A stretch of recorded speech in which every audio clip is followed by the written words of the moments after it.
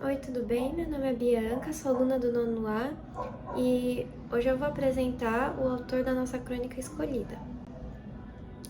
Nascido no Rio de Janeiro, dia 21 de junho de 1839, o famoso escritor brasileiro Machado de Assis foi o autor do nascimento da crônica e era também cronista, poeta, jornalista, teatrólogo e um dos fundadores da Academia Brasileira de Letras. O seu primeiro livro a ser publicado, em 1861, foi A Queda que as Mulheres Têm para os Tolos, e o primeiro romance de sua autoria a ser publicado foi Ressurreição, em 1872. Um ano após, foi nomeado o primeiro oficial da Secretaria no Ministério da Agricultura, Comércio e Obras Públicas. Casou-se com Carolina Augusta Xavier de Novaes, que era irmã de seu falecido amigo Faustino Xavier de Novaes. Para finalizar, seus dois livros mais famosos são Dom Casmurro e Memórias Póstumas de Brás Cubas. Com o nascimento da crônica de Machado de Assis, ele fala como esse gênero literário nasceu. Ele não trata isso de forma muito complexa, mas sim de uma forma mais leve, com vários exemplos do dia a dia. E conforme o texto vai indo, ele dá esses exemplos.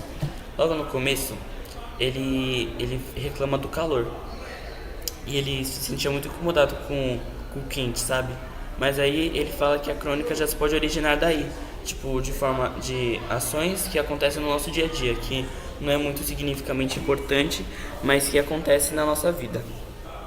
Depois, ele comenta de duas vizinhas que ficavam fofocando dentro de suas casas. Ele mostra também que a crônica também pode se originar daí, de falas, de entrosamentos de dois amigos que ficavam comentando da vida alheia aí. E por fim, ele fala do cemitério, né? Que quando ele e mais outras pessoas estavam indo para um enterro, dentro de uma carruagem, eles reclamavam do calor. Eles reclamavam do calor e como não estavam aguentando mais. Só que aí o Machado viu duas pessoas trabalhando, cavando covas, sem chapéu, debaixo daquele sol escaldante assim. E ele refletiu de como tem diferenças econômicas de cada pessoa.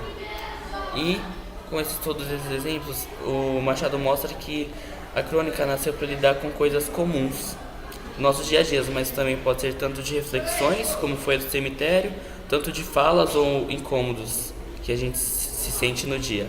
Hoje eu vou fazer o paralelo artístico da crônica, o nascimento da crônica de Machado de Assis. Nessa crônica, o Machado de Assis aborda a crônica como se fosse um ser vivo que surge e evolui ao longo do tempo. Ele combina a ficção, ele utiliza um pouco do humor e faz algumas análises críticas para debater o papel desse tipo de texto nos jornais, que é onde aparecem as crônicas, para comentar o cotidiano, relatar os fatos cotidianos, mas sem a formalidade da história. O paralelo artístico que podemos fazer é a pintura impressionista. Assim como Monet e Renoir, que são dois pintores que tiveram um papel fundamental na pintura impressionista, pintavam cenas rápidas, com a luz mudando e o dia a dia das pessoas. Machado de Assis escrevia crônicas para guardar momentos comuns. E ele dizia que a beleza não está nas coisas grandes e importantes, mas nos pequenos detalhes e na forma sensível de olhar para eles. Então, não é necessário você escrever várias informações para você poder retratar algo,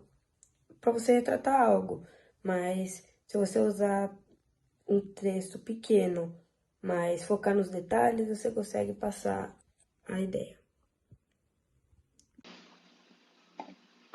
O nascimento da crônica de Machado de Assis apresenta de forma reflexiva e humorada o que seria o processo de criação de uma crônica.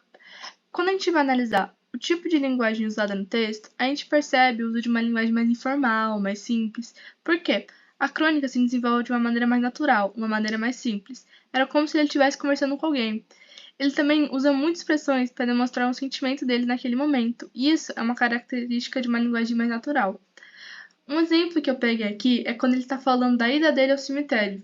Para demonstrar o quanto tá calor, ele fala a expressão é de rachar passarinho, é de fazer homem doido, para demonstrar o quanto tá calor. E o uso das expressões é algo muito presente na linguagem mais natural, mais informal. Quando pegamos trechos separados da crônica, a gente percebe que tem tendência a achar que o texto seria mais formal, porque o texto antigo, palavras usadas no passado, não soam da mesma maneira para nós agora, e temos a tendência a achar que, por conta disso, é um texto mais informal, mas não é. A estrutura narrativa, como já falei um pouco antes, é uma maneira mais natural. Eu falo isso porque durante a crônica ele meio que emenda um assunto no outro, para que no final ele volte ao que ele está falando no começo. Eu anotei aqui no canto direito o que eu acredito que são os assuntos que vão mudando, brevemente. O primeiro seria a introdução, que ele começa lá com a frase: há um meio certo de começar uma crônica por meio de uma trivialidade. Para meio que dizer que para se começar uma crônica de modo trivial, deveríamos meio que começar com expressões. Aí ele começa a falar, é aquele calor todo, e por aí vai.